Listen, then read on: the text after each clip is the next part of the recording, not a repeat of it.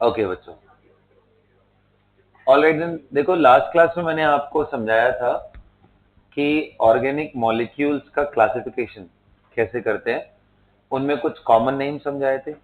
कौन कौन से कॉमन नेम समझाए थे? मैंने कुछ इंपॉर्टेंट ग्रुप्स के नेम बताए थे, कुछ इंपॉर्टेंट कंपाउंड्स बताए थे। ध्यान है सभी को?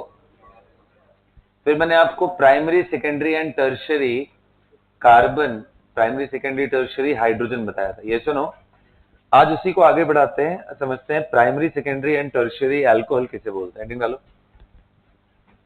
Primary, secondary and tertiary alcohol. तो ये कैसे डिसाइड करेंगे? तो जैसे हाइड्रोजन को डिसाइड करते हैं, हमने क्या डिसाइड किया था हाइड्रोजन के केस में? Hydrogen attach to 3 degree carbon is termed as tertiary hydrogen. 2 degree carbon secondary, hydrogen attach to 1 degree carbon is primary. आ रहा है क्या सबको समझ में ये बात? हाँ। तो ठीक वैसे ही अगर आप अल्कोहल के लिए देखोगे, सो OH जिस टाइप के कार्बन से अटैच्ड है वो वैसे डिग्री वाला अल्कोहल हो जाएगा। लिखो, primary, secondary and tertiary alcohol. Heading डाल लिया ना? उसमें लिखो,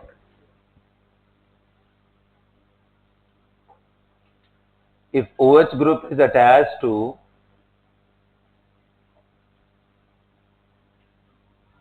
1 degree carbon directly,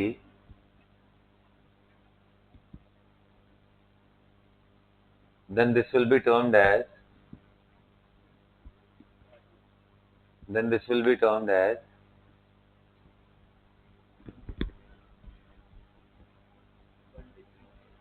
what? 1 degree alcohol.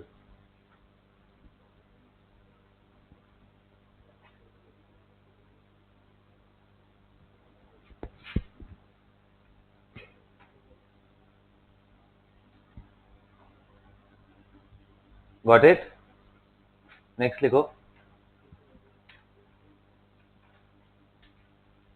if OH group is attached to 2 degree carbon, it will be termed as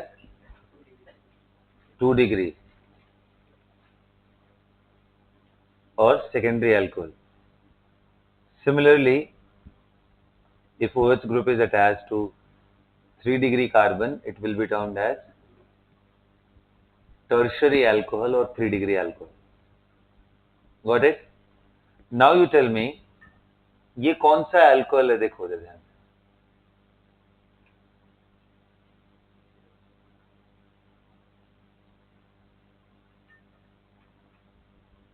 कौन सा अल्कोहल है? 1 डिग्री, 2 डिग्री और 3 डिग्री।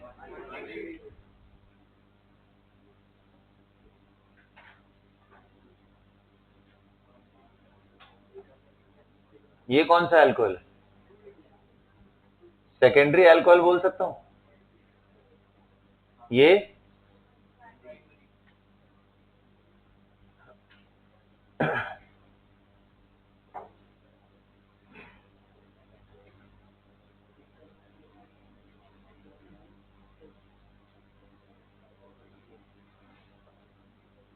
कौन सा डिग्री का है? बोलिए।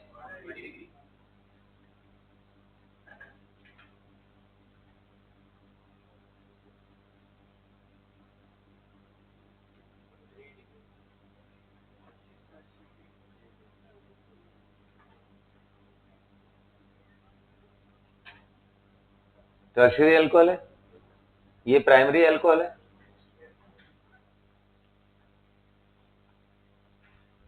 चलो, ये तो हो गया इनकी डिग्री वाइज बातें। क्या इसका कॉमन नेम बता सकते हो? कितने कार्बन है इसमें? 1 2 3 4 5। ये पेंटाइल हो गया।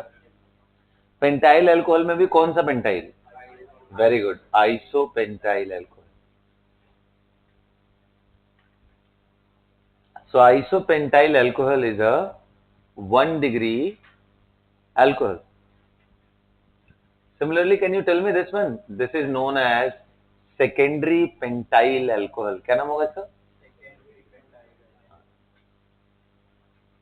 Secondary pentyl alcohol,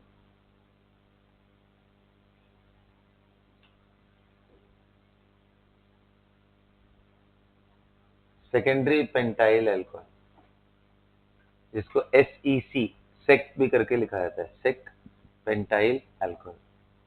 how about this common name? Neo, बिल्कुल सही, नियो ब्यूटाइल। कहाँ जी? 5 है ना, नियो पेंटाइल।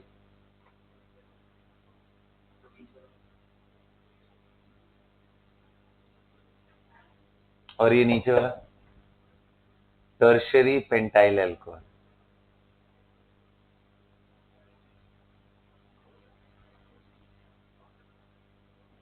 या फिर टर्ट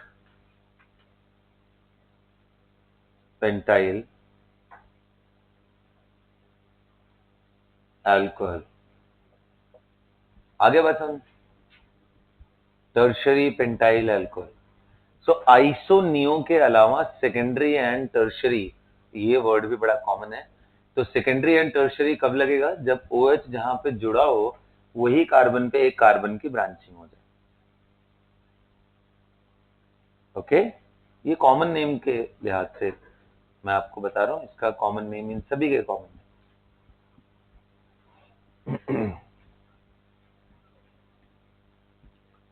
सभी को समझ में आ गया? ये बात क्लियर हो गया?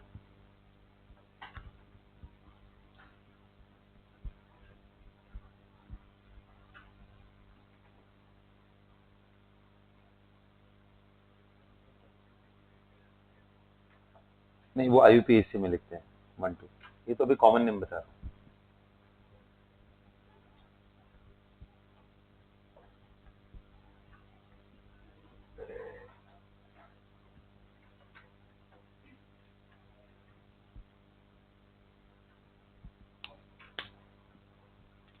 आ गया सभी को समझ में बेटा? आगे बढ़े।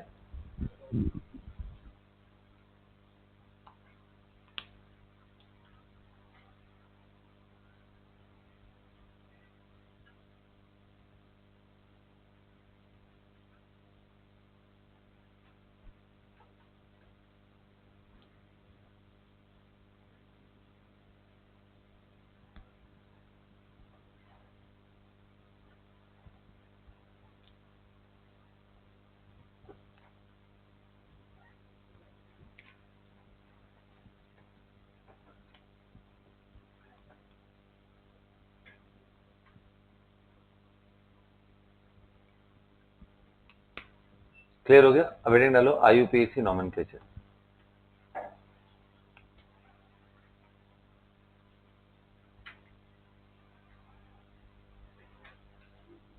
IUPAC nomenclature.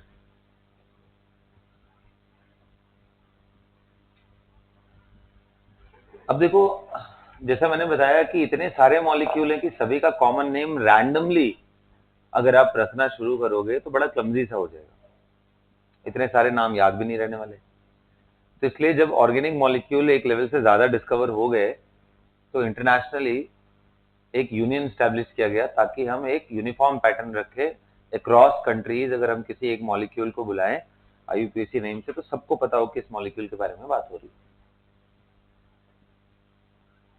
तो इसके अंदर एक फॉर्मेट डिसाइड किया गया, लेकिन फॉर्मेट भी हर कैटेगरी ऑफ मॉलिक्यूल्स के लिए अलग अलग तरीके का है। जैसे अभी मैं जो आपको बताने जा रहा हूं, IUPAC nomenclature pattern for open chain molecules. किन के लिए? साइक्लिक के लिए भी डिस्कशन नहीं कर रहा हूं, ओनली फॉर ओपन चेन। देखो, पैटर्न ऑफ नेम या format of name, format of name for open chain molecules.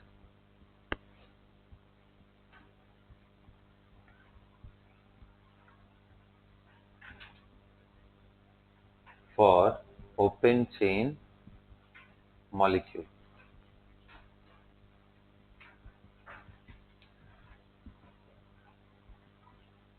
ठीक है। अब उसमें सबसे पहले किसका नाम लिखते हैं? तो फर्स्ट थिंग इज रिटन है, तो नेम लिखने का जो फॉर्मेट है उसमें सबसे पहला नाम लिखते हैं साइड चेन का,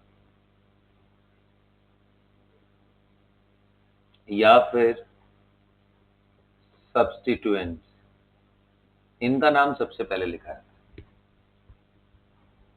फिर नाम लिखते हैं रूट वर्ड।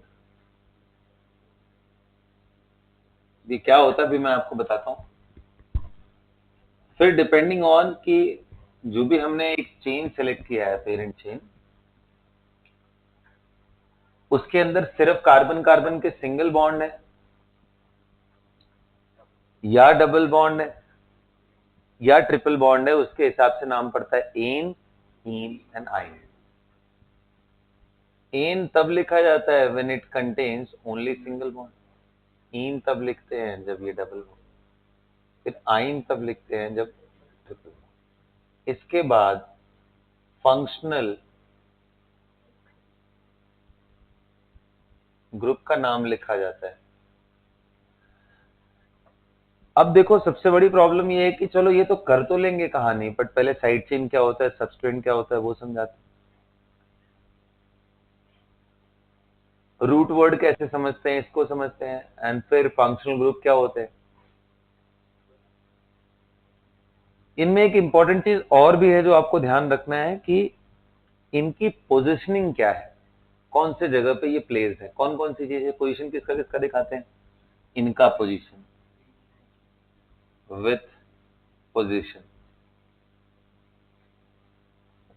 इनका पोजीशन दिखाते हैं,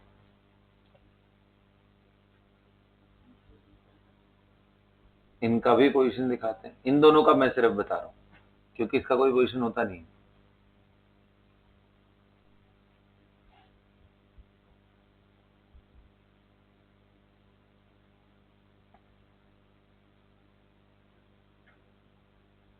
गॉट इट।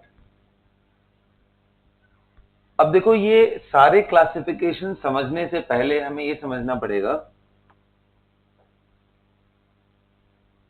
प्रिंसिपल चेन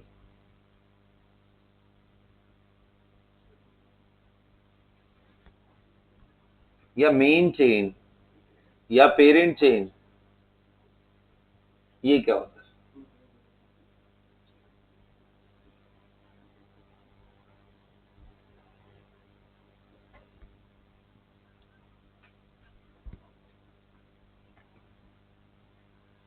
तो अभी ये समझाने के लिए मैं सबसे पहले एग्जांपल लेता हूं, बिल्कुल सिंपल सा, जिसमें सिर्फ हाइड्रोजन एंड कार्बन हो, हाइड्रोकार्बन।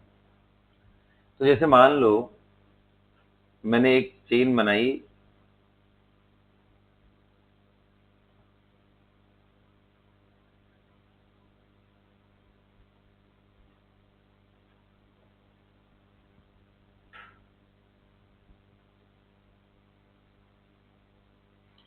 ऐसे। अब पूछा जाए कि पेरेंट चेन होता क्या है। देखो जब उसमें कोई फंक्शनल ग्रुप ना हो, कोई और डबल एंड ट्रिपल बॉन्ड ना हो, तब तो बड़ा सिंपल सा रूल है, select the longest possible chain of carbon.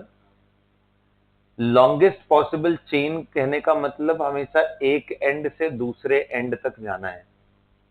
मैं अगर ये कॉर्नर पकड़ लिया तो यहां से होते हुए जितने पॉसिबल कार्बन कार्बन के चेन बन सकते हैं, लॉन्ग चेन, मैं उन सब पे सोचूंगा और काउंटिंग करूंगा कितने कार्बन उस चेन में आए।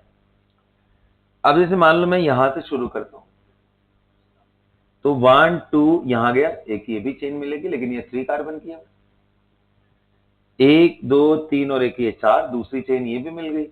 1 2 3 4 एंड 5 6, यहां 2 है, यहां 6। 1 2 3 4 5 6 7, तो सबसे बड़ी मुझे कहां से मिली। मैं और जगह से सोच लेता हूं, 1 2 3 4 5 6, 1 2 3 4 5 6,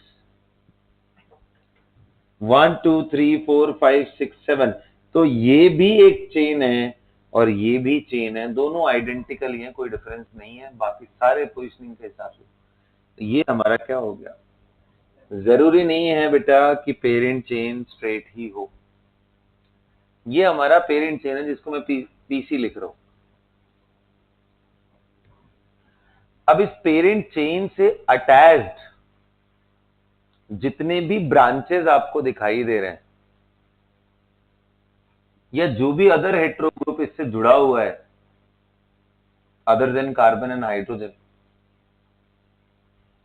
वो तीन ही चीजें हो सकते हैं, या तो वो साइड चेन हो सकता है, या तो वो सब्स्टिट्यूएंट हो सकता है, या तो वो फंक्शनल ग्रुप हो सकता है। तो साइड चेन किसे बोलेंगे? When it contains only carbon and hydrogen, hydrocarbon का कोई मेन चेन से अटैच सब यूनिट हो, ब्रांचिंग हो, उनको क्या बोलेंगे? Side chain. तो साइड चेन का मतलब branching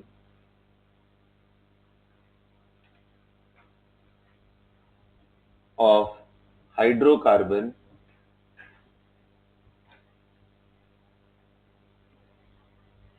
attached from main chain.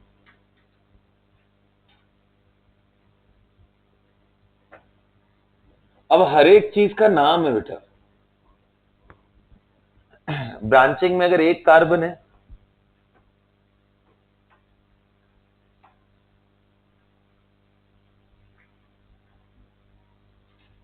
and they are named as alkyl। Branching में अगर एक कार्बन है, सिर्फ ओनली वन कार्बन, तो उसको मिथाइल बोलते हैं। क्या बोलते हैं?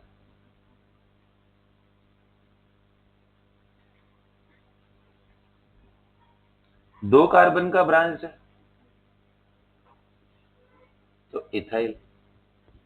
सिमिलरली तीन का है तो प्रोपाइल, लेकिन प्रोपाइल में भी आपको कैटेगरी पता है, नॉर्मल प्रोपाइल एंड आइसोप्रोपाइल, वैसे करके इनकी naming. Got it? Side chain क्या है? इसके बाद आता है हमारा क्या, अभी मैं आपको लिखवा दूंगा पेरेंट चेन का डेफिनेशन क्या है। फिलहाल के लिए आप जो अभी 9th-10th के लेवल पे, 10th में था ना जी, कार्बन के बारे में था ना इंट्रोडक्शन, आप लोग नेमिंग का भी इंट्रोडक्शन रहा होगा, तो अभी आप वही पकड़ के चलो। अभी जैसे फंक्शनल ग्रुप इंट्रोड्यूस कराऊंगा तब आते। रही बात सब्स्टिट्यूएंट्स क्या होता है,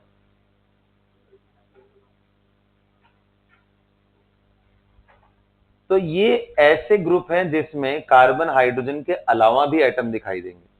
वो भी दिख सकता है लेकिन उसके अलावा भी एटम दिखाई दे सकता है। एंड सब्स्टिट्यूएंट जो एक है यूनिवर्सल सब्स्टिट्यूएंट की, चाहे कुछ हो या ना हो, उनको हमेशा सब्स्टिट्यूएंट की कैटेगरी में ही रखा जाता है।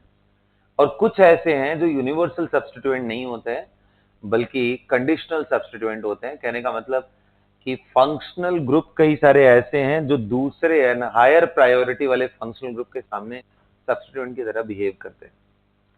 जैसे अल्कोहल बोलने के लिए फंक्शनल ग्रुप है, लेकिन अगर उसी चेन के अंदर कार्बोक्सिलिक एसिड भी प्रेजेंट हो तो अल्कोहल को सब्स्टिट्यूएंट की तरह ट्रीट किया जाता है और उसका नाम हाइड्रोक्सी हो जाता है। एज अ फंक्शनल ग्रुप नाम क्या है अल्कोहल का? ऑल। OH का नाम क्या है? ऑल। लेकिन जब उसी जगह पे उसी चेन के अंदर COH भी आ जाए, कार्बोक्सिलिक एसिड भी आ जाए, तो उसका नाम बदल के क्या रखना पड़ता है? बिल्कुल, क्या नाम हो जाएगा उसका? हाइड्रोक्सी। तो इसलिए सब्स्टिट्यूएंट, पहले मैं यूनिवर्सल के बारे में बता रहा हूं जो है ना आकृति। तो जो यूनिवर्सल सब्स्टिट्यूएंट्स हैं उनके नाम में सबसे पहले हैलोजेंस कहीं भी दिखाई दे दे, fluorine, chlorine, bromine, iodine, they will always be considered as substituent. तो यहां पे लिख लो X, FCl, Br, I,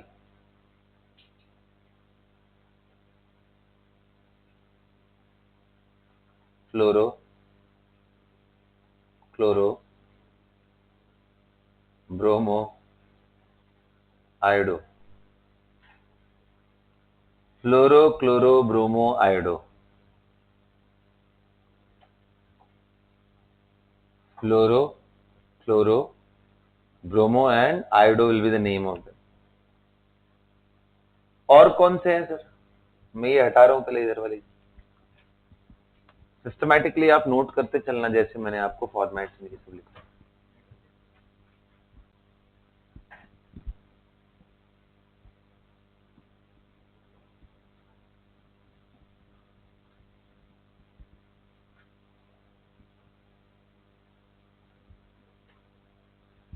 और कौन से हैं भाई?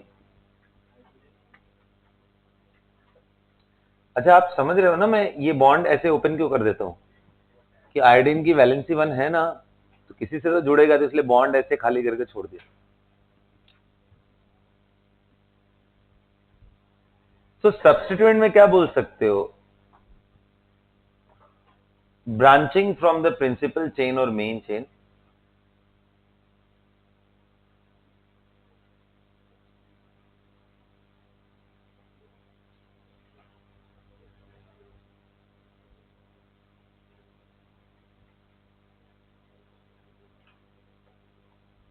which contains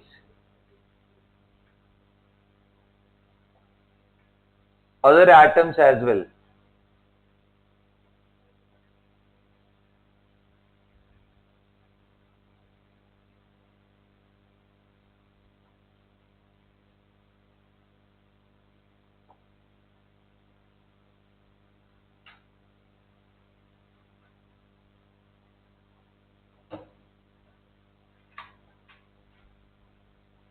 अब ये मैंने बताया, इसके अलावा देखो NO, फिर NO2, इसको नाइट्रो, इसको नाइट्रोसो बोलते हैं।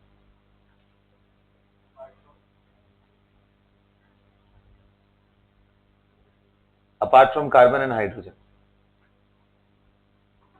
CnH के अलावा भी अगर इसके अंदर एटम आते हैं, या कई बार कार्बन हाइड्रोजन भी नहीं आते, सिर्फ जैसे ये सब है, इसमें कहाँ कार्बन हाइड्रोजन है, सब उसकी कैटेगरी में आएंगे। तो लिस्ट इज मोर इंपॉर्टेंट, ये डेफिनेशन नहीं पूछे जाते, वो लिस्ट दिमाग में रखनी है। Nitro and nitro, apart from carbon and hydrogen.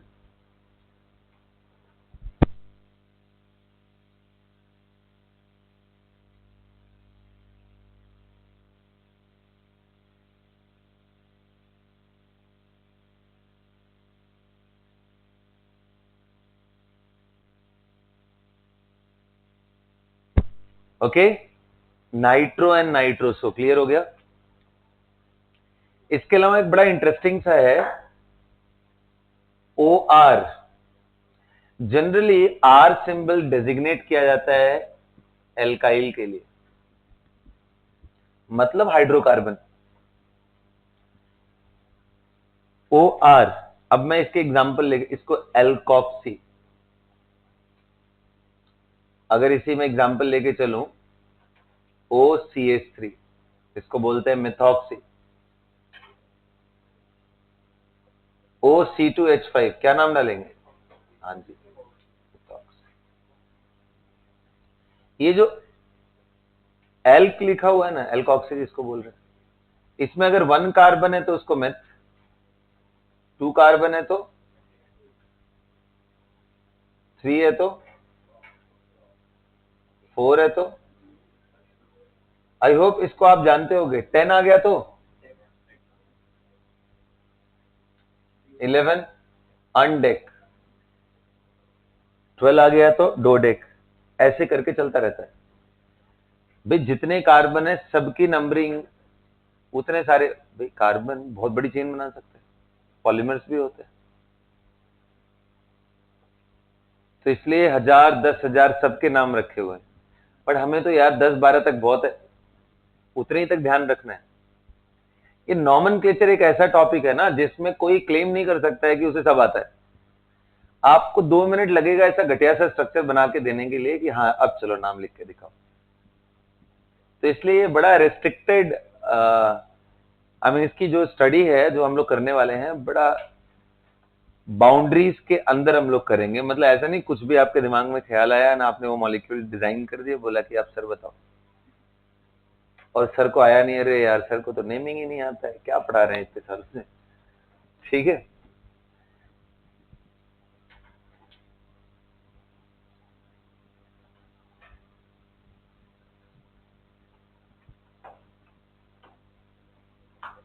Got it everyone? Methoxy, ethoxy clear हो रहा है? अच्छा जी, इनको भी यूनिवर्सल सब्स्टिट्यूएंट के फॉर्म में हम कंसिडर करेंगे नेमिंग करते टाइम पे इन्हें। वैसे जब हम लोग आइसोमेरिज्म पढ़ रहे होते हैं ना, तो ये एक फंक्शनल आइसोमेरिज्म का पार्ट है, इसको ईथर बोलते हैं। नाम सुना आप लोगों ने ether? Alcohol and ether are functional isomer. तो करेंगे इसके बारे में भी थोड़ा डिस्कशन आइसोमेरिज्म में, फिलहाल तो अभी नेमिंग कर लेते हैं। तो इनको रखा जाता है, और भी हैं, हाँ जी और भी हैं, लेकिन ये सबसे कॉमन थे। इनके अलावा और क्या है सर? इपॉक्सी है, एजॉक्सी है, एजो है, ये 3 और नाम है। इनके अलावा भी लिस्ट थोड़ी और लंबी है, बट जैसा मैंने बोला कि हमारे लिए जो काम के स्पीशीज थे वो बस यहीं तक है। अब 2-3 बस एक्सटेंड करा देंगे, बाकी सारे नहीं जानने आपको। करो। एजो, जहां पे एन डबल बॉन्ड एन आ जाए तो उसको एजो। इपॉक्सी, इपॉक्सी मतलब एक ऑक्सीजन 2 अलग अलग कार्बन से जुड़ा हो तो इसको इपॉक्सी बोलते हैं।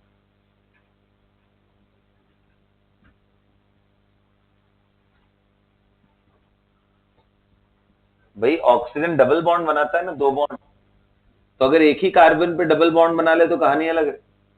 2 अलग अलग कार्बन से एक एक बॉन्ड बना ले, डबल बॉन्ड तो बनाना ही, एक इधर बनाए एक इधर बनाए। 2 सिंगल बॉन्ड बनाया ना इसने, 2 सिंगल बॉन्ड बना सकते हैं, वैलेंसी 2 है। तो जब अलग अलग कार्बन से जुड़ जाए तो उसको इपॉक्सी बोलते हैं। और एक ही के साथ जुड़ जाए तो वो एल्डिहाइड भी हो सकता है, कीटोन भी हो सकता है। यहां तक सबको समझ में आ गया? तो अब मेरी बात ध्यान से सुनना। तो आपको एल्काइल के बारे में समझ में आ गया, आपको इनके बारे में आइडिया लग गया। इनकी लिस्ट को दिमाग में बिठा लो। अभी मैं पूछता हूं आपसे, 1 मिनट का टाइम दे रहा हूं, इतना सारा चीज मैं पूछने वाला हूं जो भी अभी लिखा है। मिटा दूं ये सब?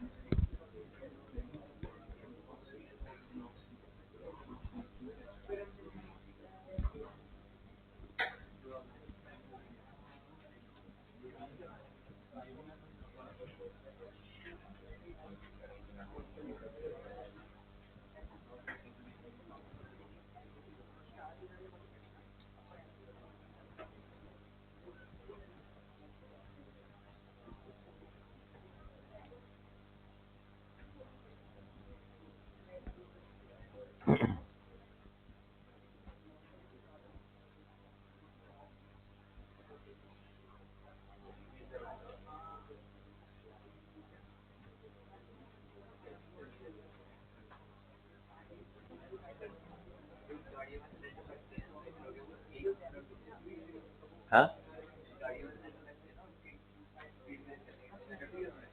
ये तो ग्रुप है बेटा, वहां तो प्रोडक्ट निकल के आता है, ये ग्रुप है ये।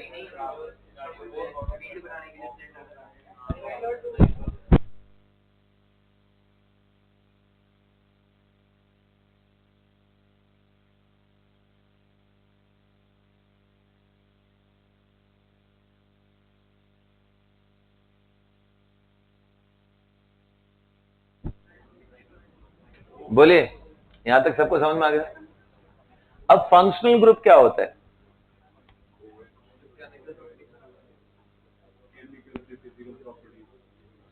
हाँ बिल्कुल सही बात बोल रहे हो एकदम। चलो बताओ बताओ क्या बोला? बोल, हाँ बोलना, सही बोला तूने। हाँ नहीं, इसको क्या बोलते कैसे हैं इसको? हाँ basically group of atoms other than, which contains other than carbon and hydrogen, which decides the chemical property of organic molecule. Okay, लिखो, atom or group of atom usually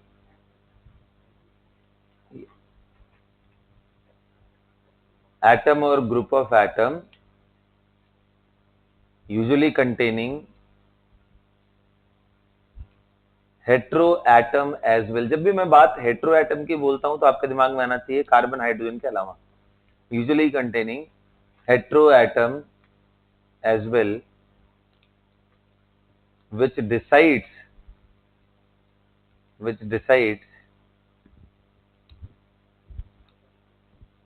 chemical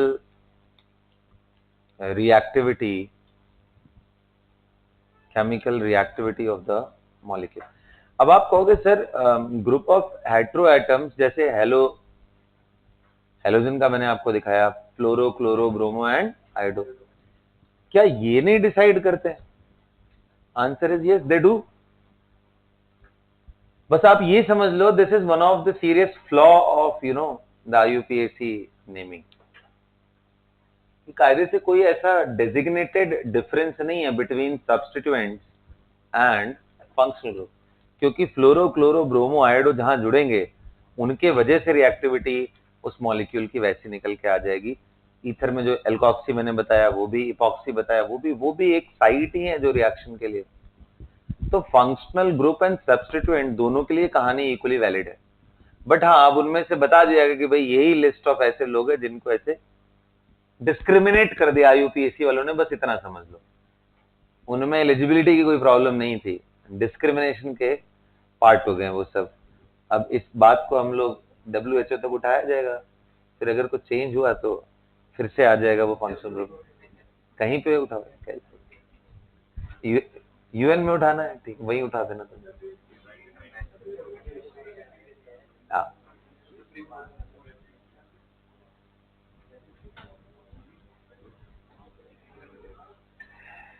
okay so हाँ, अब मेरी बात ध्यान से सुनो। तो अब इनके लिस्ट समझ लेते हैं एंड कुछ कॉमन लिस्ट में समझाऊंगा एंड कुछ आपको through PDF I will share, okay. और आपको उसको पूरा अच्छे से नोटबुक में उतारना है, बढ़िया से उतारना है। तो पहले तो मैं कुछ इंपॉर्टेंट, क्योंकि कुछ की प्रैक्टिस करानी है आज, तो उसको मैं लिखवा देता हूँ और बाकी सब आप नोट करोगे। एंड सारे ट्रेंड ऐसे ही हैं। +1 के अंदर सिर्फ और सिर्फ हमें हाइड्रोकार्बन करना है, हाइड्रोकार्बन करना है एंड साइक्लिक करना है एंड बेंजीन, बस।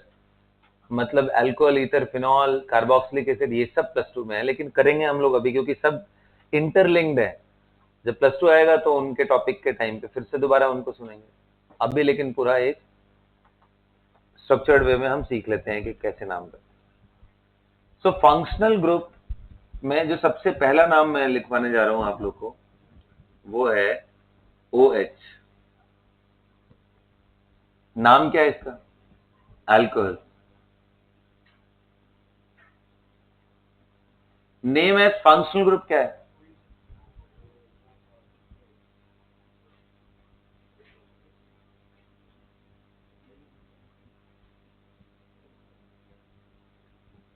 जिसको सफिक्स भी बोलते हैं। अगर बुकिश लैंग्वेज में अगर आप पूछो, ना ना ना, सफिक्स बोलते हैं। सफिक्स मतलब जो बाद में लिखा जाए, देखना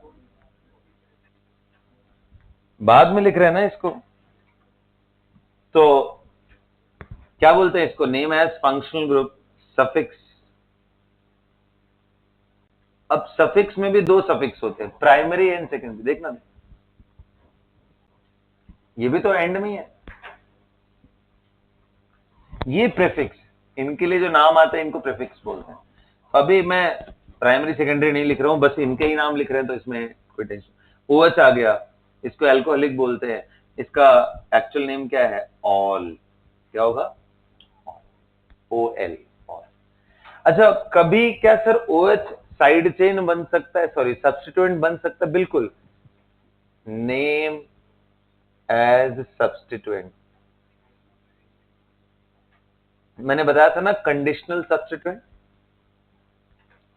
तो जितने फंक्शनल ग्रुप है सभी का एज ए सब्स्टिट्यूएंट नेम भी होता है। अब यही हमें डिसाइड करना है जब भी हम नेमिंग कर रहे होंगे ना, then we have to take a call कि इसको कब सब्स्टिट्यूएंट की तरह ट्रीट करना है, कब इसको फंक्शनल ग्रुप की तरह ट्रीट करना है। तो इसका नाम होता है hydroxy. The same OH when named as functional group it will be named as all, and the same OH When it is treated as substituent, it will be named as hydroxy. And hydroxy is a name which is assigned, अगर ये लिखा है ना तो सबसे पहले लिखना है प्रीफिक्स की तरह.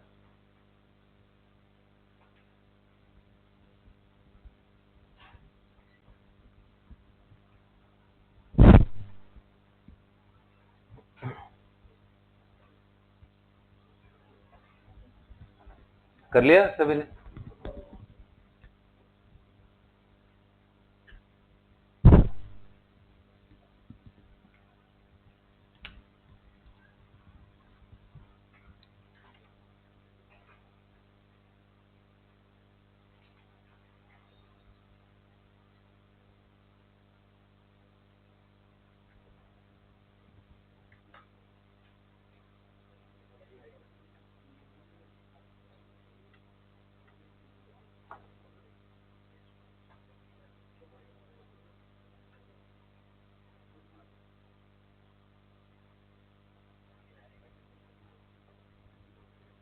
अगली बारी. हाँ,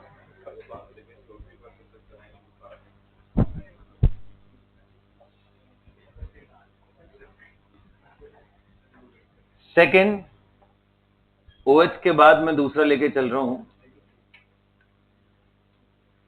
NH2.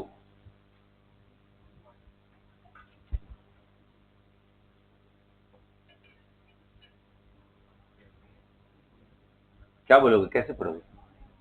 अमाइन कुछ लोग बोलते हैं, कुछ अमीन बोलते हैं, डिपेंड्स हाउ यू प्रोनाउंस. हाँ, so I prefer saying it amine only, right? Amino acid, तो वहीं से ये नाम है अमाइन. अमीनो एसिड, हाँ बोल सकते हो, बोलते रहो, दोनों ही बोलते हैं लोग. चलो, name as a functional group. This itself, AMINE, is the name as a functional group, and it is named as AMINO, amino.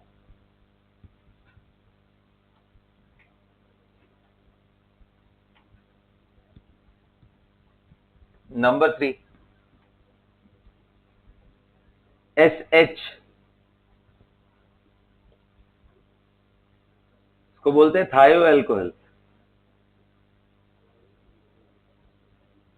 मतलब देखो, जहां पे भी ऑक्सीजन रिप्लेस करके सल्फर डाला जाता है ना, वहां वर्ड यूजुअली थायो आ जाता है. जैसे सल्फ्यूरिक एसिड एंड थायो सल्फ्यूरिक एसिड. सल्फ्यूरिक एसिड क्या है? H2SO4. और इसी जगह पे अगर एक ऑक्सीजन को हटा के सल्फर डाल दो तो इसका नाम हो जाता है थायो सल्फ्यूरिक एसिड. क्या आपको ध्यान आ रहा है? H2S2O3 ऐसे लिखा रहता है, समझ नहीं पड़ता है. ओपन करके देखो, बड़ा आसान से. तो इसके जगह पे ये आ गया, तो ये सल्फ्यूरिक था और ये क्या है? थायोसल्फ्यूरिक एसिड. तो वैसे ही ये ऑल था, तो ये क्या हो जाएगा? थायोल. यहां नाम थोड़ा इंटरेस्टिंग है, इसको बोलते हैं mercapto. Yes, as a substituent the name is very very different, mercapto. Number 4, इस लिस्ट में नंबर 4 पे मैं आपको लिखवा रहा हूं, दोनों तरफ अगर R group R and R हो चाहे R dash is not equal to H, मतलब किसी साइड हाइड्रोजन नहीं होना चाहिए डायरेक्टली, तो इसको कीटोन बोलते हैं. कौन सा फंक्शनल ग्रुप है ये? कीटोन. और name as a functional group क्या होता है? ONE, own. एंड यहां कैसे होता है? ऑक्सो. क्या बोलते हैं? पुरानी किताबों में देखोगे तो कीटो वर्ड भी जुड़ा हुआ था.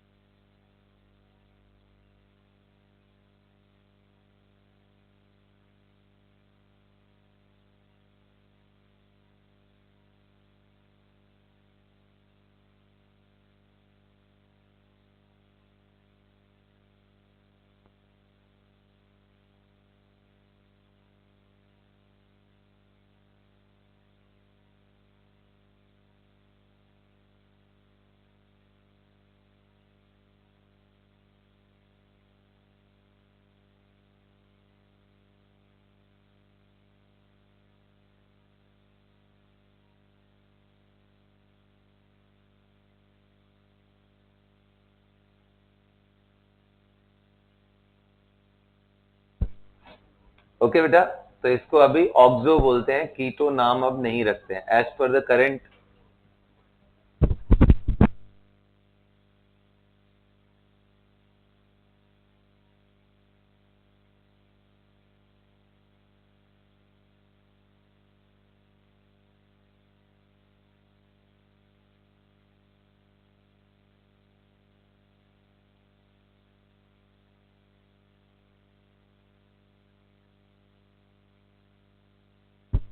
चलो कर लिया आप लोगों ने बेटा। इसके बाद देखो नंबर 5 पे हम लोग बात करने वाले हैं C double bond O H. इसीलिए मैं मना कर रहा था, इसलिए मना कर रहा था कि बेटा सी डबल बॉन्ड ओ के दोनों तरफ आर एंड इनमें से कोई भी एच नहीं हो सकता, क्योंकि अगर एच हो गया तो इसको एल्डिहाइड बोलते हैं और इसका नाम होता है अल। अब अच्छा इंटरेस्टिंग है, यहां एक नहीं दो तरह के नाम लिखे जाते हैं, कार्बल्डिहाइड भी, अल एंड कार्बल्डिहाइड। अब अल एंड कार्बल्डिहाइड ये दोनों नाम कैसे लिखे जाते हैं इसके बारे में जब इन टॉपिक के बारे में आएंगे डिटेल में तब मैं डिस्कस करूंगा। और यहां नाम भी दो तरह का होता है, एक तो ऑक्सो या फिर फॉर्मिल।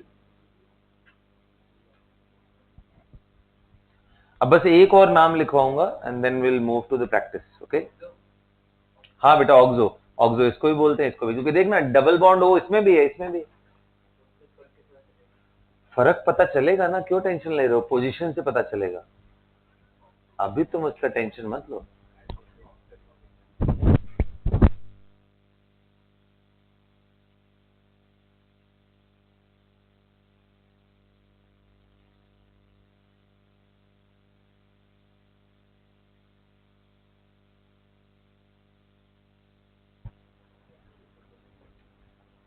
कर लिया,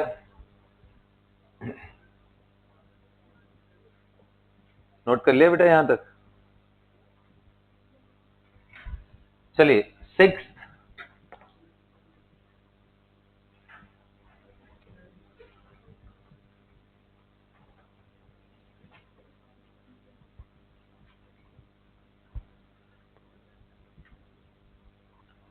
नंबर 6 पे जो मैं लिखवाने जा रहा हूं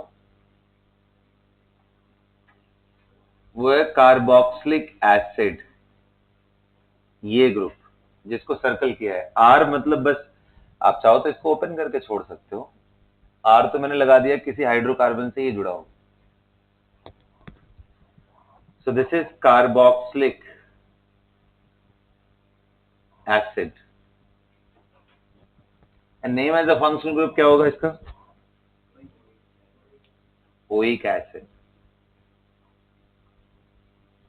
या फिर कार्बोक्सिलिक एसिड, दो दो नाम है।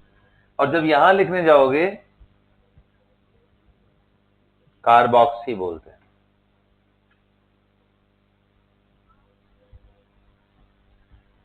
अब ध्यान रखना एक important, very very important thing, if both side O के बजाय यहां आर डैश हो जाए एंड वेयर आर, ध्यान रखना R dash not equal to H, अगर ऐसा कुछ हो जाए देन दिस इज एस्टर। कितने लोगों को समझ में आता है, ये भी सुना होगा तुमने। And name as functional group, esters का नेम ऐसे लिखते हैं ओएट या carboxylate.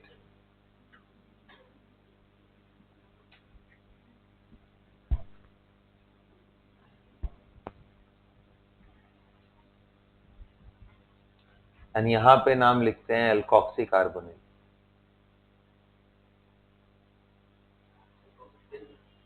Alkoxy X Y, alkoxy carbonyl.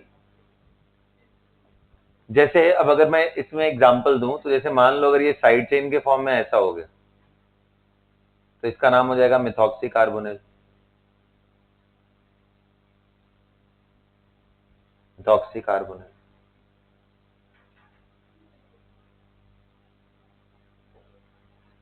और यही अगर ऐसा हो जाए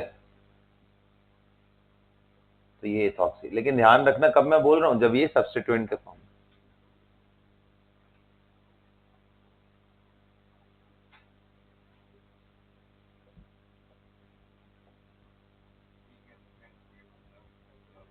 कार्बोक्सिलेट, OH और कार्बोक्सिलेट।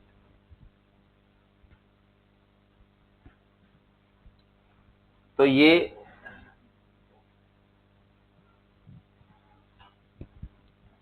यहां तक रहने दे बस, इसके बाद आपको लिस्ट दे दूंगा, कंप्लीट कर लेना। 4-5 और हैं। मतलब अब देखो एक बात आती है प्रायोरिटी ऑर्डर, कि भाई अगर मान लो एक ही ऑर्गेनिक मॉलिक्यूल में बहुत सारे फंक्शनल ग्रुप प्रेजेंट है, तो उसमें हम फंक्शनल ग्रुप की तरह किसको डेजिग्नेट करेंगे। जैसे अगर बोल दूं कि एक मॉलिक्यूल मैंने लिया है और यहां अल्कोहलिक फंक्शनल ग्रुप भी है, NH2 भी है, कीटोनिक भी है, कार्बोक्सिलिक एसिड भी, तो कौन फंक्शनल ग्रुप है। तो बोलते हैं जब मल्टीपल फंक्शनल ग्रुप आ जाए ना, तो उसमें सीनियरिटी के हिसाब से जो सबसे ज्यादा सीनियर, जो सबसे ज्यादा बुजुर्ग फंक्शनल ग्रुप दिखाई दे रहा हो, उसको रखते हैं हम as a principal functional group, and all the rest of the members are treated as substituent. है ना मजेदार चीज। तो order, preference order for deciding principal functional group, सबसे पावरफुल पोस्ट पे कौन सा है, कार्बोक्सिलिक एसिड।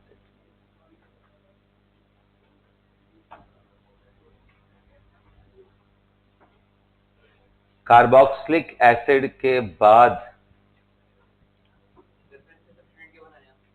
एस्टर। अच्छा, good question, very good question. तो इसने बहुत अच्छा चीज पूछा कि सर ये बताओ, जब सबसे पावरफुल है यानी ये कभी भी सब्स्टिट्यूएंट नहीं बनेगा, क्योंकि भाई यही सबसे पावरफुल है। तो इस बात का आंसर मैं थोड़ी देर में करूं, अभी तो आप समझ लो इसको भी सब्स्टिट्यूएंट की तरफ बनाया जा सकता है, और उसका आंसर आपको मिलेगा जब हम प्रिंसिपल चेन कई बार चूज करते हैं ना, तो ये उसमें एकोमोडेट नहीं हो पाते, तो तब इनको हम कार्बोक्सी बोलते हैं, अदरवाइज नहीं बोलते हैं। इसके बाद एस्टर, इसके बाद आता है साइनाइड। मैं बहुत ही मोटा मोटा बता रहा हूं, मतलब ये पूरी लिस्ट नहीं बता रहा हूं। साइनाइड के बाद आता है एल्डिहाइड, एंड देन आता है कीटोन।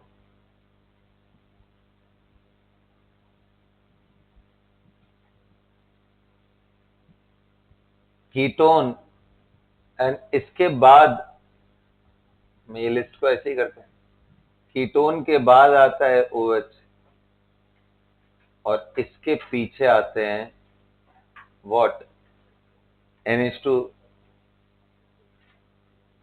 ये है rough sketch of the different functional group and their seniority order, कि आप प्रिंसिपल फंक्शनल ग्रुप कैसे डिसाइड करोगे।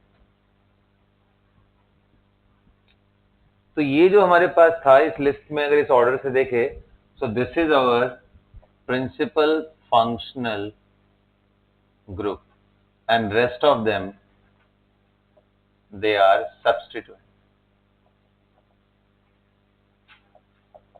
मतलब जब इसका नाम लिखा जाएगा तो इसको ओइक एसिड की तरह लिखेंगे, नेम एज फंक्शनल ग्रुप, और बाकियों के नाम के प्रीफिक्स को लेंगे, हाइड्रोक्सी, ऑक्सो, अमाइनो, और इसको कैसे ओइक। वीआईपी ट्रीटमेंट इसको मिलेगा, बाकी सब नॉर्मल नॉर्मल ट्रीटमेंट मिलेंगे सबको। चीफ गेस्ट हो गया बेसिकली। अमो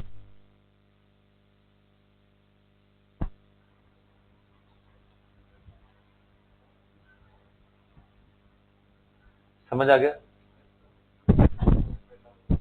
उसमें कोई ऑर्डर नहीं, सब्स्टिट्यूएंट में कोई ऑर्डर नहीं है, उसमें कोई वीआईपी ट्रीटमेंट नहीं है, सभी को एक जैसा ही समझा गया है। Got it? तो यहां तक बात समझ में आई? तो देखो अभी तक मैंने आईयूपीएसी नेमिंग में आपको पहले बताया कि देख बेटा नाम का सीक्वेंस कैसे लिखते हैं, पहले अपना नाम लिखते हैं, फिर पापा का नाम लिखते हैं, फिर मम्मा का नाम, ऐसे करके जो सीक्वेंस बनता है वैसे यहाँ पे सीक्वेंस है कि सबसे पहले नाम किसका लिखते हैं? साइड चेन, उसके बाद साइड चेन या सब्स्टिट्यूएंट का नाम पहले, फिर रूट वर्ड। अब ये रूट वर्ड क्या है? रूट वर्ड है it is decided by the number of carbon in the parent chain. जो पेरेंट चेन हमने अभी सीखा था थोड़ी देर पहले, उसमें कितने कार्बन है? अगर 5 है तो पेंट, 3 है प्रोप, 2 है, 10 है डेक, ऐसे करके आएगा। आगे बात समझ में? उसके बाद आपने देखा कि एन इन आइन लगाते हैं, फिर फंक्शनल ग्रुप। अब ये पोजीशनिंग समझना है और पेरेंट चेन कैसे डिसाइड करते हैं वो समझना है। वो तो मैंने आपको हाइड्रोकार्बन के केस में समझाया। अब ये सारी चीजें जान चुके हो तो कैसे डिसाइड करते हैं, लिखो हाउ टू डिसाइड और how to select principal chain और parent chain. How to select principal chain और पेरेंट चेन।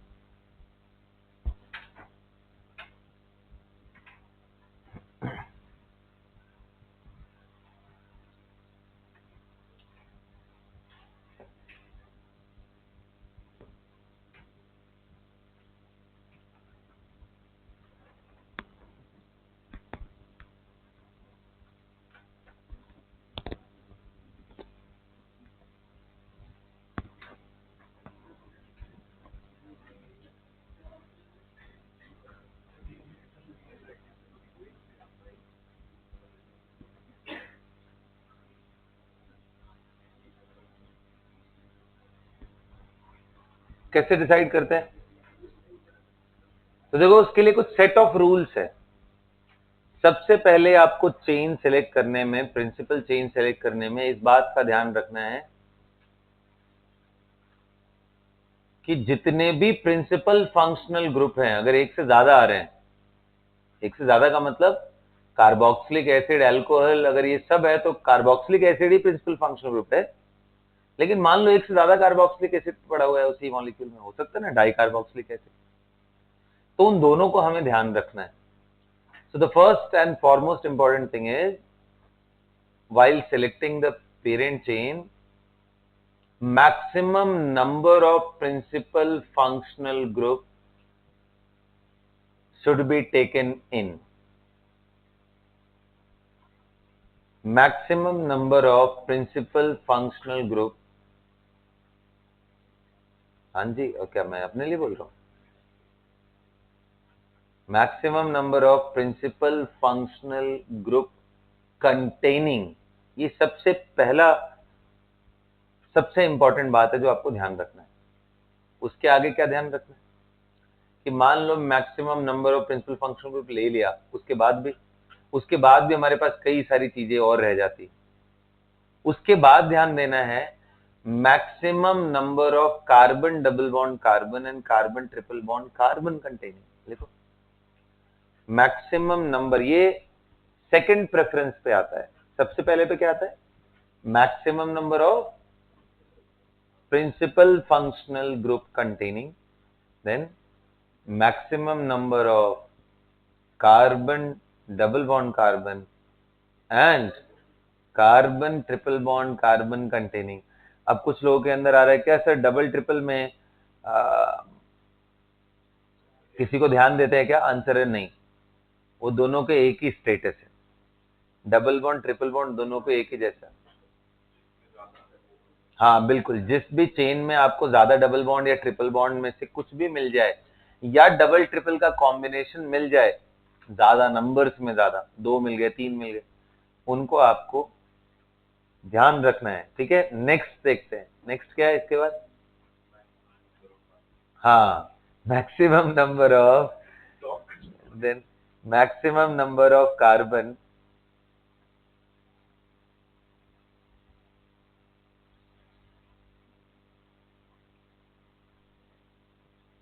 एंड फिर क्या ध्यान रखना है, अगर मान लो एक से ज्यादा चेन मिल जाती है जिसमें ऊपर की 3 बातों से डिसाइड ही नहीं हो पा रहा है, तो आखिरी चीज डिसाइड करने के लिए है किसमें ब्रांचिंग ज्यादा है।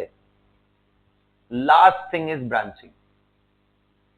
जैसे मान लो आपने सेलेक्ट किए, 2 मिल गए 10-10 कार्बन के चेन, एक में ब्रांचिंग 3 है, एक में ब्रांचिंग 2 ही है, तो 3 वाले ब्रांच को हम देखेंगे, लेकिन ध्यान रखना ये एकदम आखिरी वाला चीज है, इसको मत ध्यान दे देना। पहले पहले ध्यान किसका रखना है, maximum number of principal functional group containing. अब एक एग्जांपल से आपको समझाता हूं, थोड़ा दिमाग खुलेगा आपका। ठीक है,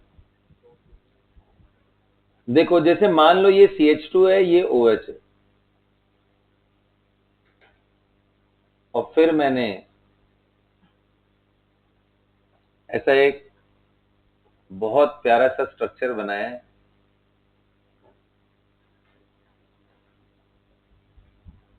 ताकि आपके कंफ्यूजन को एड्रेस किया जा सके भाई।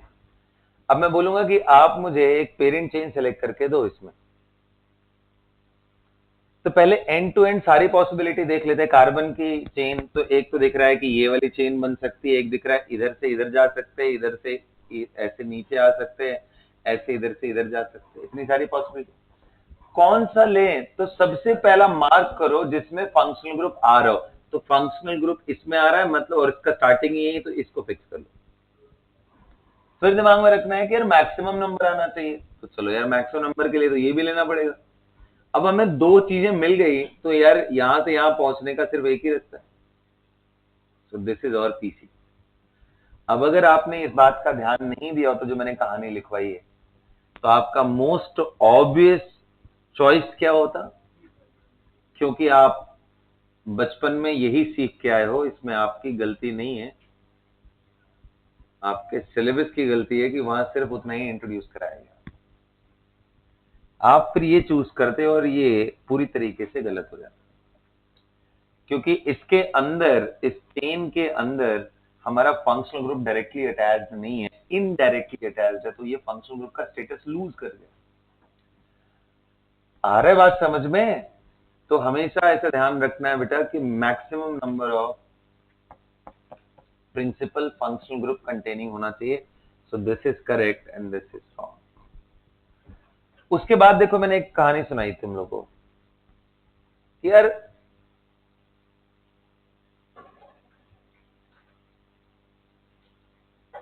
मान लो तुम्हारे पास प्रिंसिपल फंक्शनल ग्रुप कंटेनिंग एक से ज्यादा चेन मिल रही है, ये प्रिंसिपल फंक्शनल ग्रुप है, स्टार्ट यहां से करना था। अब मैं सीधे चला जाऊं या इधर से नीचे आ जाऊं? नीचे आना पड़ेगा, क्योंकि सेकंड नंबर पे किसको ध्यान देते हैं, नंबर ऑफ डबल बॉन्ड, तो इसको भी लेना है, इसको भी लेना है, तो यार एकदम प्रायोरिटी सेट होनी चाहिए। तीसरी कहानी मैंने क्या सुनाई थी कि जैसे अब आ जाओ, इस पे भी तुम लोग कंफ्यूज जो हो रहे थे, उसको भी एड्रेस कर देते हैं।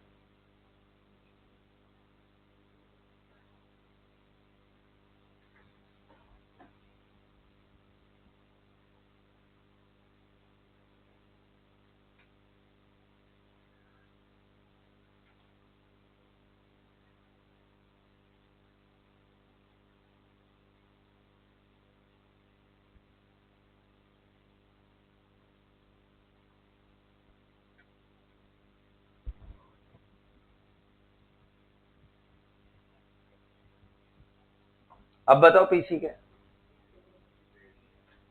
बिल्कुल स्ट्रेट है, क्योंकि सबसे पहला ध्यान कहां पे होना चाहिए, प्रिंसिपल फंक्शनल ग्रुप दोनों आने चाहिए। चलो बच्चा, बच्चा पार्टी बताओ, इधर से, अरे आ रहा है क्या बात समझ, चलो अब इसको हटा दिया, ये अब डिसाइडिंग फैक्टर ना हो, एक एंड फिक्स हुआ बस। अब बताओ स्ट्रेट जाए, क्या number of carbon is deciding factor? If you think so I will increase the number of carbon here.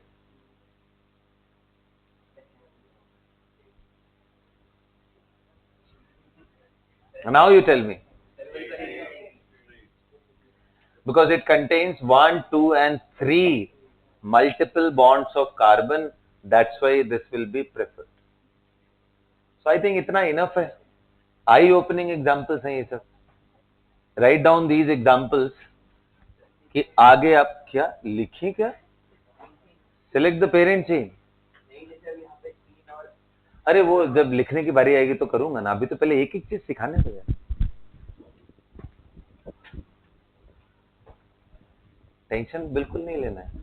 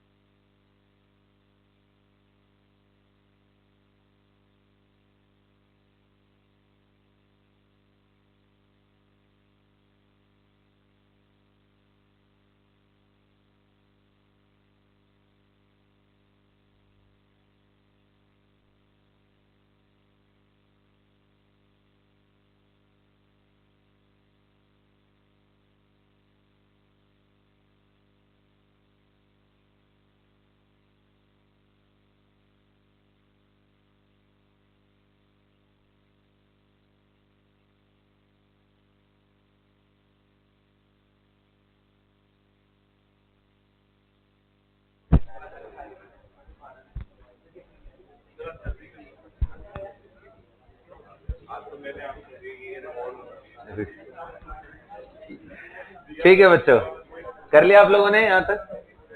अब आइए वो जो लास्ट पॉइंट लिखवाया था, आखिरी चीज क्या लिखवाई थी मैंने शिवांश? Branching, very good. तो अभी वो डिसाइड कराते हैं आपको कि वो कैसे देखना है। प्यारे बच्चों बिल्कुल बात नहीं प्लीज, देखिए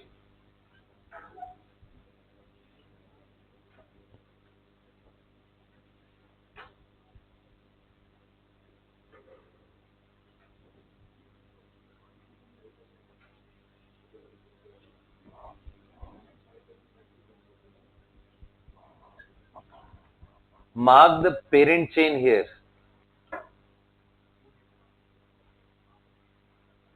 ये अंडरस्टूड है, zigzag समझ में आ रहा है? सीधा चला जाऊं या नीचे आऊं? क्यों सीधे वाले में कार्बन और नीचे वाले में कार्बन? भाई ये जंक्शन है, इसके बाद देख लेना 1 2 कार्बन इधर भी है, 1 2 कार्बन, एक चेन में तो 2 ही कार्बन मिले, क्योंकि इसके पहले अगर तुम देखो तो ये तो सब में कॉमन ही है ना, 1 2 3 4 5। हाँ जी सर, कि इसमें भी 2 ही कार्बन एक्स्ट्रा, इधर भी 2 ही कार्बन एक्स्ट्रा, बट इसमें डबल ब्रांच और इसमें एक ही branch, and that's the reason. अच्छा बाय द वे, ऐसे बोलना टेक्निकली करेक्ट नहीं है। जब आप ऊपर की तरफ जा रहे हो तो ब्रांच एक नहीं, एक और एक कॉम्प्लिकेटेड ब्रांच, 2 मिल रहे हैं। और जब आप नीचे जा रहे हो तो ये दोनों तो मिल रहे हैं, ये भी तो एक ब्रांच ही हो गया ना, पीसीए हुआ तो चलो हम तो फिलहाल वही डिसाइड कर रहे थे कि यार एक ब्रांच इधर हो या इधर हो, एक ही बात है। This is our PC 1 2 and 3 branch, this have 3 branching, and ये वाले में सिर्फ 2 ब्रांच थे। क्या समझ में आया? लेकिन ये कब डिसाइड करोगे? जब दोनों तरफ नंबर ऑफ कार्बन। हाँ जी, एकदम आखिरी चीज बोलना, क्या तकलीफ है? क्या कार्बन नहीं समझ में आ रहा है? कल वाला लेक्चर ढंग से जाकर के पढ़ो दोबारा। क्या इसमें नहीं समझ आया तुझे? कार्बन बता।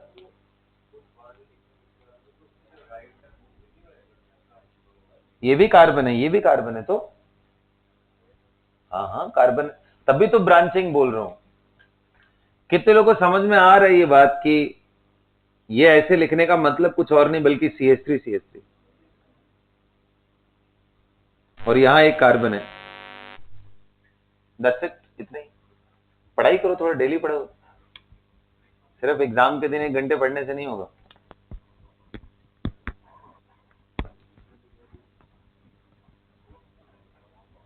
हो गया? यहां तक समझ में आ गया सबको? प्रिंसिपल चेंज सेलेक्ट करने आ गया। Now will figure out how to do numbering. लिखो, पोजीशन डिसाइड करने के लिए नंबरिंग करना होता है ना। हाउ टू, हाँ कराया है, पता है।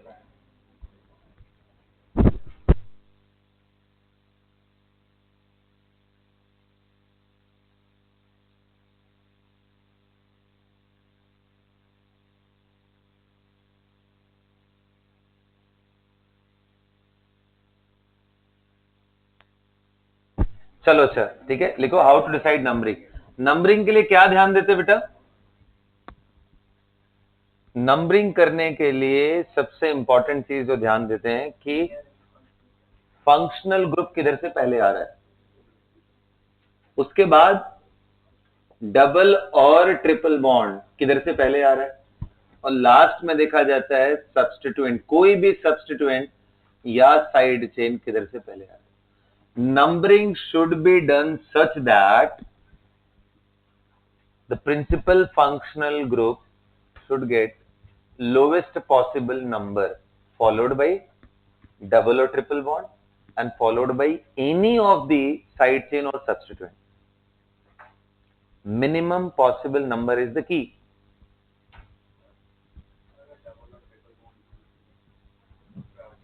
तो यार नेचुरल सी बात है, ये हट गया तो उसी को ध्यान दोगे।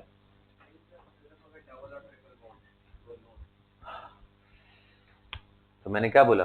डबल और ट्रिपल, जो भी पहले आ जाए, minimum number is the key to decide. जैसे अब चलो पहले एक एक करके एग्जांपल इसका भी कराता हूं। जैसे मान लो यहां CH2 है, या मैं एक काम करता हूं जिगजैग कर दूं, ऐसा लो, ये OH, ये ऐसा कर दो। तो पहले तो पेरेंट चेन समझ में आ रहा है ना, कहां से कहां तक? इधर से शुरू करेंगे, यहां तक आएंगे। नंबर 1 यहां पे मिलेगा, 2 इधर मिलेगा, 3 इधर, 4 इधर, 5 इधर। क्यों नहीं इधर बन दिया? अच्छा, और सबसे बड़ी बात यह है नंबरिंग कभी भी ऐसा नहीं, बीच में ख्याल आ गया तुम्हें कि सर ये OH है ना, यहीं से वन दे देते, ऐसा नहीं करना है। Numbering always done from end to and.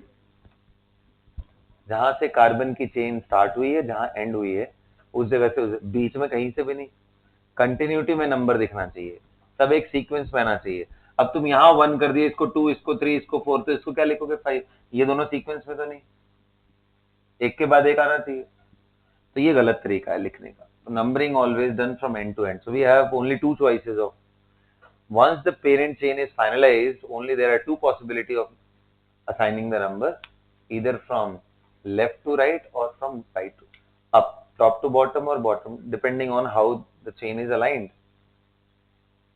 Did you get it? तो यहाँ पे नंबर 1 2 3 4 5 एंड 6 होगा। सबको क्लियर हो गया? नंबरिंग भी समझ में आ गया?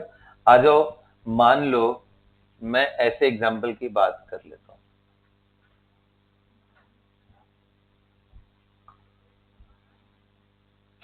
और यहीं पे लिख दे रहा हूं OH। अब क्या करें? अब नंबर किसको मिलेगा? हाँ इसी को मिलेगा, 1 2 3। मान लो ऐसा कर दिया और यहीं पे NO2 डाल दिया, अब किस साइड से? इस साइड से? ना ना ना, अब फंक्शनल ग्रुप नहीं है ना, NO2 is not functional group, NO2 is, इसलिए बोल रहा था कि याद करो। कुछ बात ध्यान आ रहा है? मैंने बोला था कि ये डिसाइड करना ही इंपॉर्टेंट हो जाएगा कि सब्स्टिट्यूएंट है या वो फंक्शनल ग्रुप है, इसलिए सब्स्टिट्यूएंट की लिस्ट याद कर जाओ। फ्लोरो क्लोरो ब्रोमो आयोडो, अच्छे से स्माइल करके बैठोगे याद हो जाएगा, ध्यान लगा करके उस पे। Fluoro chloro bromo iodo, nitro nitroso, epoxy alkoxy, azo, इतना ही नाम बताया था। AZO, N double bond N, भूल जाओ कोई दिक्कत नहीं है। इपॉक्सी याद है ना, उसका यूज भी नहीं होने वाला है एजो वगैरह। आज किधर से करें बेटा? किस साइड से? राइट से। 1 and 2 and 3 and 4 and बन गया 1 2 3 4 5 हो गया। बोलो, इधर से ही करना है ना, इस साइड से तो नहीं ना, क्योंकि जब साइड से सॉरी फंक्शनल ग्रुप ना हो तो ध्यान किसका दिया जाता है? अब अगला क्वेश्चन ये आता है कि सर मान लो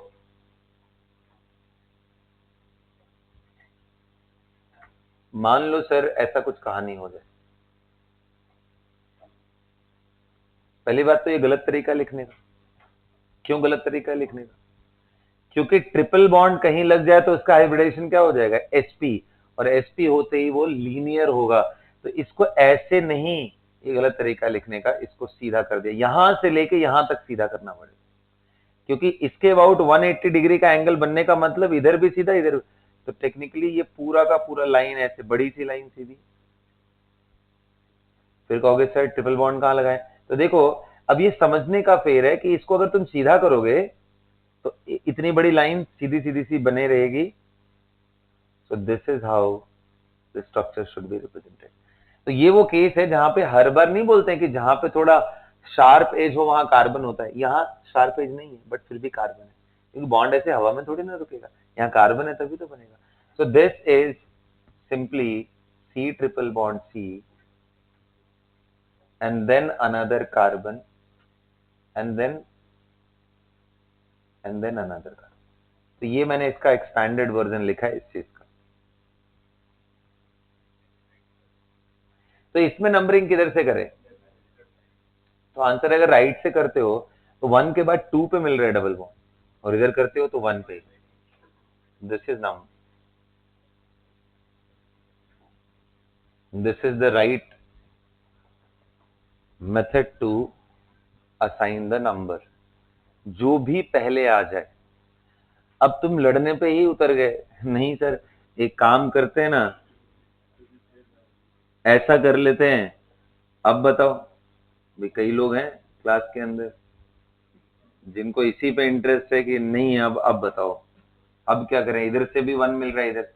जब कुछ डिसाइड ना हो पा रहा, किसी भी चीज से काम नहीं चल रहा हो, last thing which you have to check is alphabet. इसका क्या होता है नाम? आइन। इसका क्या होता है? तो पहले कौन आता है अल्फाबेट में? फर्स्ट कैरेक्टर ई आता है। तो अब यहां पे ये ऑर्डर हो जाएगा। डबल एंड ट्रिपल बॉन्ड में पहले डबल बॉन्ड को सिर्फ तभी हम प्रेफरेंस देंगे जब दोनों तरफ से दोनों को आइडेंटिकल नंबर ही मिल रहा हो, हमारे पास डिसाइड करने के लिए कुछ ना बच रहा हो, तो अल्फाबेट लेते हैं।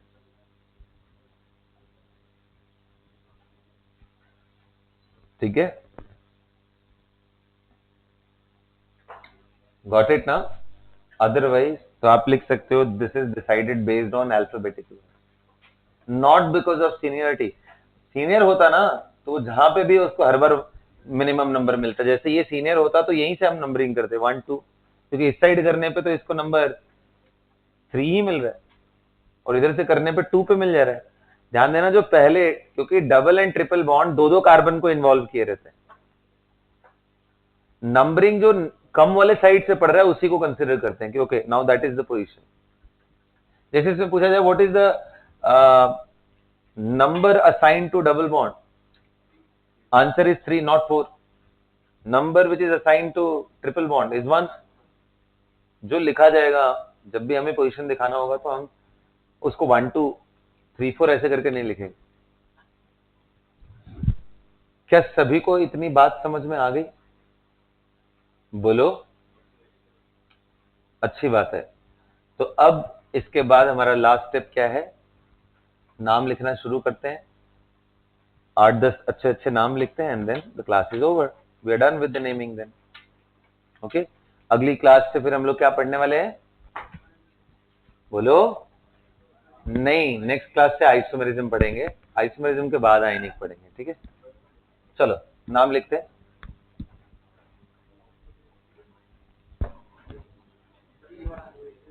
ऐसे मैं मजाक कर रहा हूँ यार, अभी अगली क्लास में हमें साइक्लिक का नेमिंग है, बेंजीन का नेमिंग है, सब करना है। अभी करना है, एक क्लास और लगेगा, उसकी अगली क्लास से हमारा। हाँ 11th में।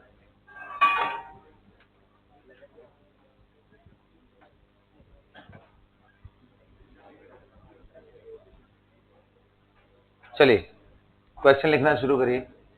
Right the IUPAC name of the following compound.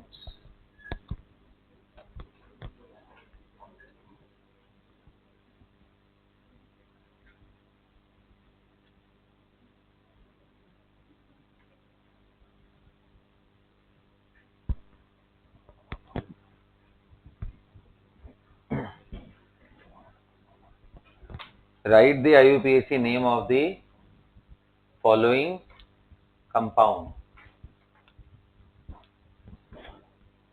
उनमें पहला यही लिखो, किसी का नाम लिखो। आधा काम तो हमने कर लिया है, बस लास्ट में आपको फॉर्मेट के हिसाब से। फॉर्मेट के हिसाब से क्या था? पहले नाम किसका लिखते हैं? इसमें कोई साइड चेन दिख रहा है क्या? है ना? कौन है साइड चेन? क्या नाम है इसका? इथाइल। 2 कार्बन है तो चलो लिखना शुरू करो। बताओ कौन से पोजीशन पे? तो 2 इथाइल। जब भी नाम लिखते हो तो पहला लेटर कैपिटल होता है। तो 2 इथाइल। उसके बाद कितने कार्बन है? 6 कार्बन। तो रूट वर्ड क्या हुआ? हेक्स। अच्छा, इसमें कहीं कोई डबल बॉन्ड है तो एन। 1 एन नहीं लिखेंगे जी, एन। अरे सुन, रिलैक्स। इसके बाद लास्ट में क्या होता है? Functional group with position. Functional group 1 पे क्या है? सो 1 ऑल। अच्छा ध्यान रखना, ये मैंने एन से ई हटा दिया है। ए एन ई जो होता है ये हटा दिया है। ई तब हटाते हैं जब उसके इमीडिएट बाद जो नेक्स्ट अल्फाबेट है वो वॉवेल हो जाए। अगर यही मान लो ऑल की जगह पे कार्बोक्सिलेट हो जाता या कार्बोक्सिलिक एसिड हो जाता तो सी आ जाता, तो उस ई को हम रिटेन करके रखते। ओके, ये बड़ा माइनर सा माइन्यूट डिफरेंस है, ध्यान रखना। Is that clear everyone? तो 2 ethyl hex hexane 1 all is the IUPAC name of this molecule. Now let's write about this.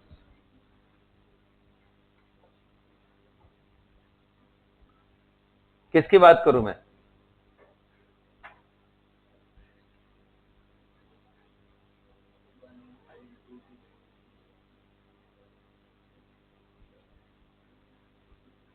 चलो write the name of this molecule.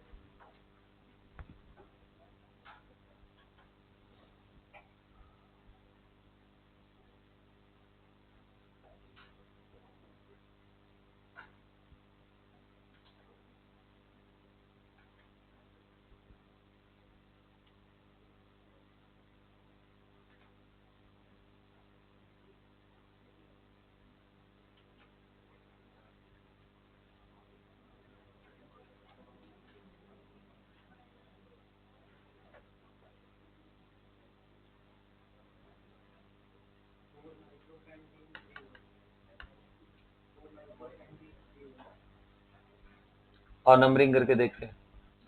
पहले बताओ पीसी सिलेक्ट कर लिया होगा। नंबरिंग किधर? Left to right, right to left. देख 1 2 3 पे इधर से भी 1 2 3, तो ये डिसाइडिंग फैक्टर नहीं है फंक्शनल ग्रुप, क्योंकि वो कॉमन हो गया। अब पहले नाम किसका? 4 पे क्यों नाइट्रो को पहले लिख रहे हैं? सब्स्टिट्यूएंट। कितने कार्बन है? तो पेंट। डबल बॉन्ड आ गया क्या? हाँ जी। तो एन नहीं लिख सकते, अब क्या लिखना पड़ेगा? अच्छा, वो उसका पोजीशन भी लिखना पड़ेगा, कौन से पोजीशन पे है? 1 इन, पूरा ई मत लिखना क्योंकि आगे ऑल है। नंबर 3 पे ऑल। क्या समझ में आया? क्या याद कर पा रहे हो? साइड चेन और सब्स्टिट्यूएंट विथ पोजीशन, ये पहले लिखते हैं, फिर रूट वर्ड, फिर एन, इन, आइन, और इन दोनों को विथ पोजीशन, फिर फंक्शनल ग्रुप विथ पोजीशन। तो पहले मैंने ये ढूंढा, इसमें कौन मिला? ये नंबर 4, 4 नाइट। फिर रूट वर्ड, कितने कार्बन है पेरेंट चेन में? 5, तो नाम क्या होगा? पेंट। रूट वर्ड कैसे लिखते हैं? ALK, एल्क, मतलब meth, eth, prop, but and like that. And उसके बाद फंक्शनल ग्रुप पोजीशन के साथ, पोजीशन पहले, नाम बाद में। क्या आ गया आपको? कंग्रेचुलेशन, आपको नॉमेनक्लेचर की क्लैरिटी हो गई। अब 3-4 टेस्ट के मॉलिक्यूल दे देता हूं चेक करने के लिए कितने लोगों का सही हुआ, थोड़ा वोटिंग करा लेंगे एंड फिर खत्म हो गया हमारा ओपन चेन वाला test molecule. Questions, questions, okay.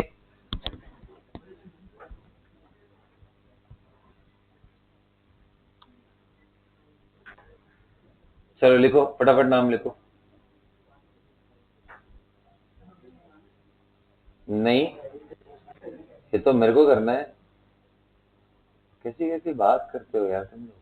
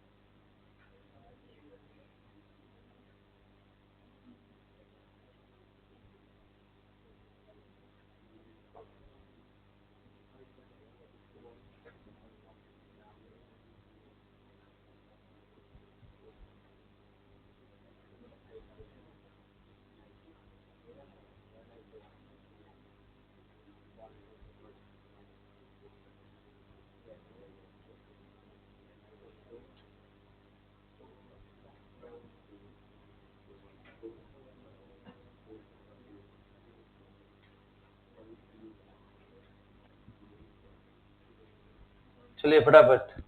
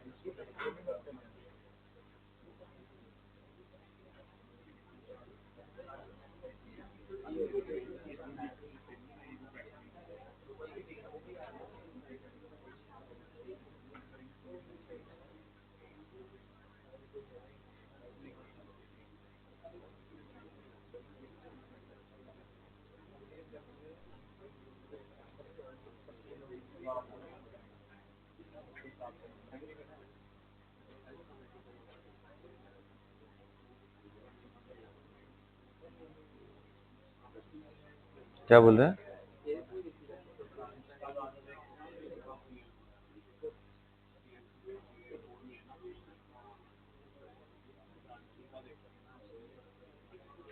वो तो पीसी के लिए ना, पेरेंट चेन के लिए। नंबरिंग का ब्रांचिंग से लेना देना। चलो बेटा स्टार्ट करें। पहला वाला तो कर लिया होगा, दूसरा? चलो ठीक, okay, 1 more minute I'll give you।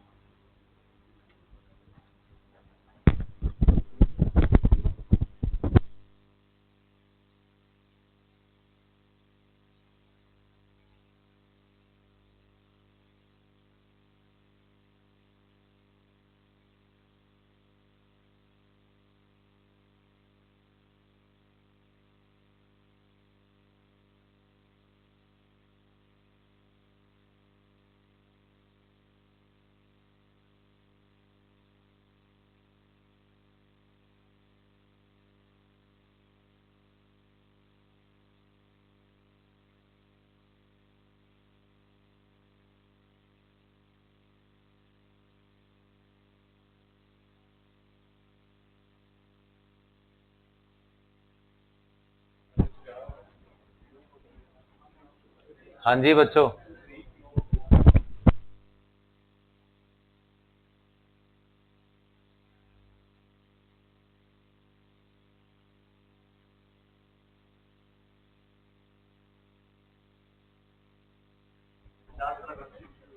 हाँ जी प्यारे बच्चों, कर लिया क्या आप लोगों ने?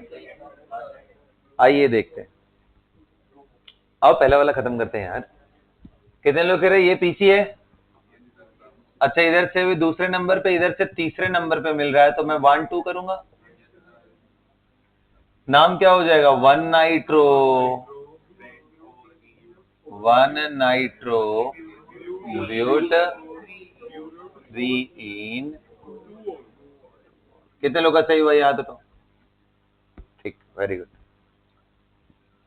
देखो ये पीसी हो गया, इसमें तो और कोई स्कोप ही नहीं और कोई फंक्शनल ग्रुप नहीं है, तो नंबरिंग डबल बॉन्ड पे नहीं है। जिधर से कोई भी सब्स्टिट्यूएंट पहले आ जाए, इधर से करने पे ये नंबर 1 पे मिल गया, इधर आते तो 2 पे मिल जाता। समझ गए ना? तो नंबरिंग यही होगी 1 2 3 4।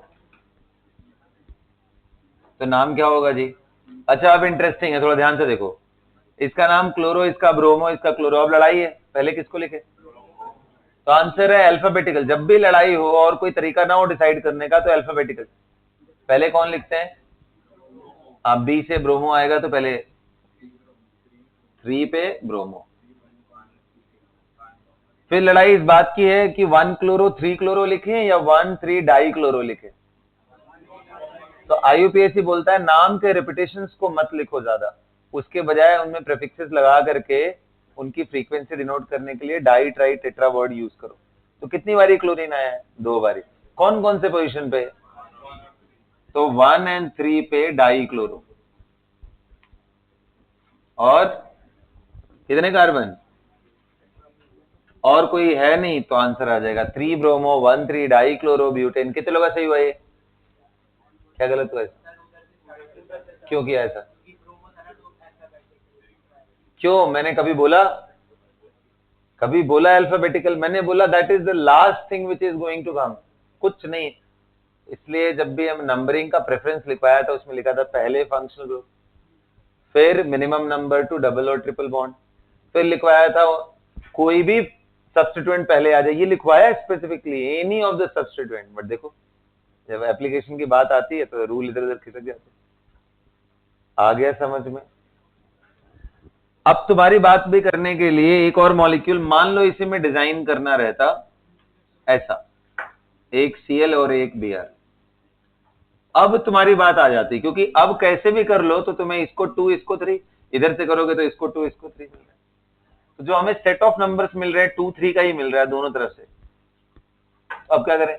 तो बोलते अब डिसाइड करो अल्फाबेटिकल, कुछ नहीं काम चल रहा हो तो अब इधर से, अब इसका नाम हो जाता है 2 ब्रोमो 3 क्लोरो एंड। अच्छा, अभी और एक चीज समझा रहा हूं। अगर मान लो इधर एक और क्लोरीन डाल दूं, अब क्या करेंगे? तो बोलेंगे अब ना पोजीशन ऐसे लिखेंगे, लेफ्ट टू राइट जब जा रहे हो तो 2 2 3 मिल रहा है, एंड राइट टू लेफ्ट आ रहे हो तो 2 पे मिल रहा है, एंड फिर दोनों 3 पे मिल रहे हैं। तो पहला तो नॉर्मल है, लेकिन दूसरे में तो इसलिए इस साइड से इस साइड जाना प्रेफर करेंगे, उधर से इधर आना नहीं। तो नंबरिंग का सेट लिखते हैं और उनके लोकेशन से डिसाइड करते हैं। इसलिए मैंने बोला नंबरिंग को प्रायोरिटी दो। अल्फाबेटिकली कौन आ रहा है, अगर नंबरिंग से नहीं डिसाइड हो पा रहा है तभी करना उसको। ठीक है, चलो फिलहाल इसका किया क्या? आपने ये गलती तो नहीं करी सीधा सीधा पेरेंट चेन ले लिया? वेरी गुड, ये है। अब नंबरिंग 1 2 और 3, इधर से 1 2 3 पे मिल रहा है तो सही है, इधर से आते हैं। कितना आया भाई? 2,3 डाई मिथाइल, कितने कार्बन? पेंटेन। क्या समझ में आ रहा है सभी को? 2,3 डाई मिथाइल पेंटेन। कितने लोग का सही हुआ ये? 2,3 डाई मिथाइल पेंटेन। नहीं लिखा था क्या अभी तक? क्यों यार, क्यों कर रहे हैं भाई ऐसा? चलो लास्ट एग्जांपल लिखो, खत्म करो, आखिरी लिखो, and will be done with this.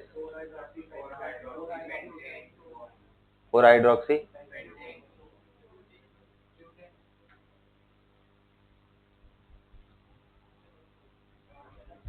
कर लिया।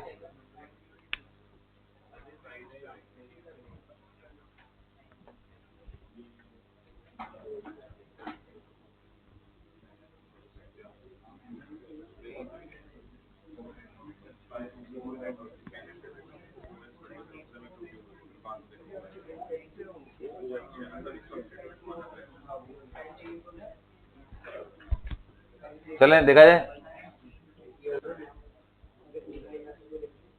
क्या ये पेरेंट चेन हो गया, क्या ये प्रिंसिपल फंक्शनल ग्रुप हो गया, ये सब्स्टिट्यूएंट हो गया, इसका नाम बताओ। हाँ गुड, हाइड्रोक्सी।